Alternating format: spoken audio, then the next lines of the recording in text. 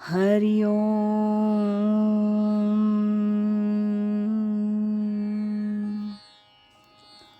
सार्थक वाटे झालिया वेचाचे, जीवनगाथा एका तपस्विनीची. या शीर्षकांतर्गत पूजनीय स्वामीभक्त डॉक्टर सुषमाताई वाटवे यांच्या संकलित आत्मवृत्ताचं वाचन आपण ऐकत आहोत.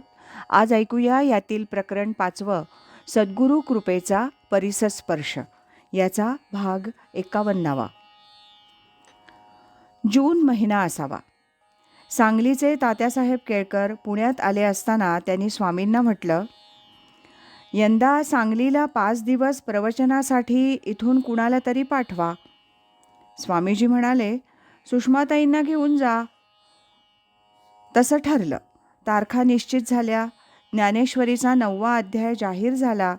पण 8च दिवस आधी काहीतरी वजन उचलण्याचं निमित्त सकाळी झालं आणि संध्याकाळी मला अस्वस्थ वाटू लागलं.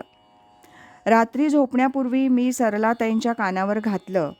ध्यानमंदिरात मी आणि समोर स्वामी निवासात स्वामीजी आणि सरलाताई. माझा निरोप ऐकून दोघंही ध्यानमंदिरात आले. स्वामीजींनी मला प्रसाद दिला आणि शांत झोपा असं म्हणाले. स्वामीजींच्या शब्दावर माझा विश्वास होता. त्याप्रमाणे मी झोपले, पण झोप येईना. उठून फेऱ्या घातल्या. काय होतंय ते कळेना. पण कुणाला हाक मारली नाही. रात्र तशीच गेली.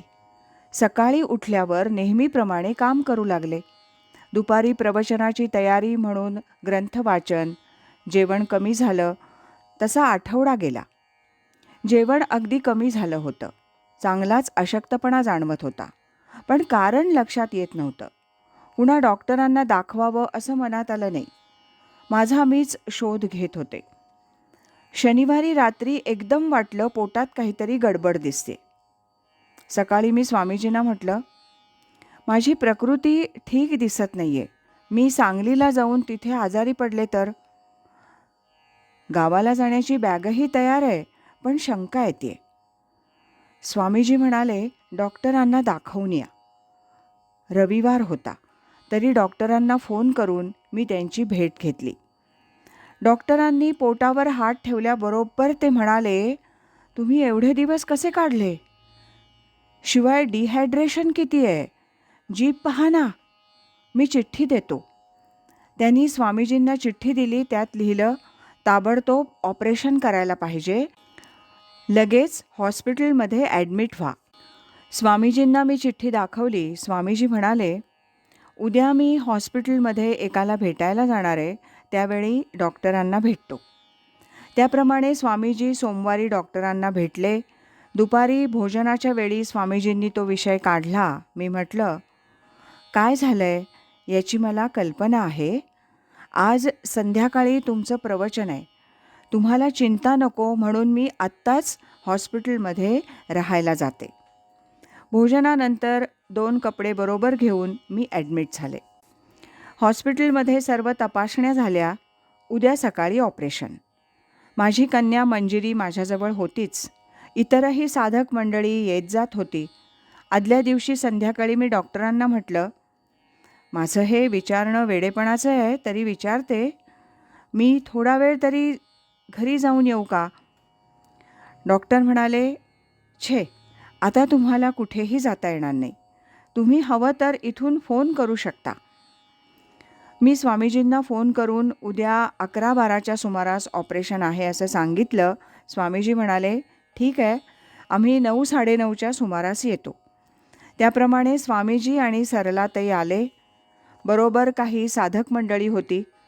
तथापि माझ्या खोलीत फक्त स्वामीजी, सरलाताईंची भेट झाली.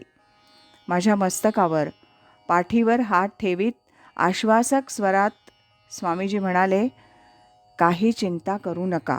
ऑपरेशन ठीक होईल. आपल्याला अजून खूप काम करायचं आहे. स्वामीजींचे आशीर्वाद मिळाले आणि मी शांत झाले. 12च्या सुमारास ऑपरेशनसाठी मी खाली आले. बरीच साधक मंडळी जमली होती. मी त्यांच्याशी थोडं थोडं बोलून सर्वांचा मानसिक ताण कमी करत होते.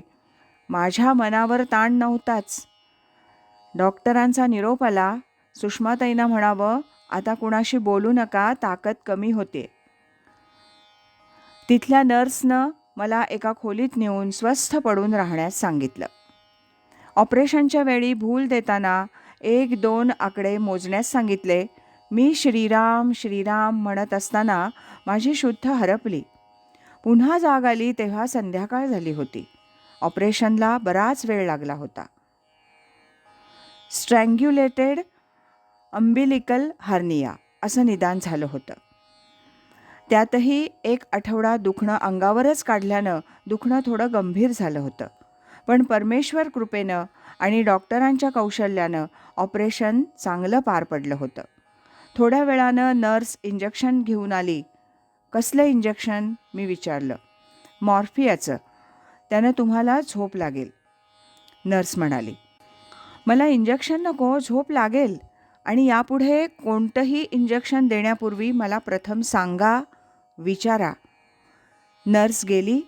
औषधं शक्यतोवर कमी घेण्याकडे माझी दृष्टी होती. आज इथंच थांबूया. यानंतरचा 52वा भाग आपण उद्या ऐकूया. अखंड करी सोहम ध्यान, कृतार्थ जीवन होय त्याचे.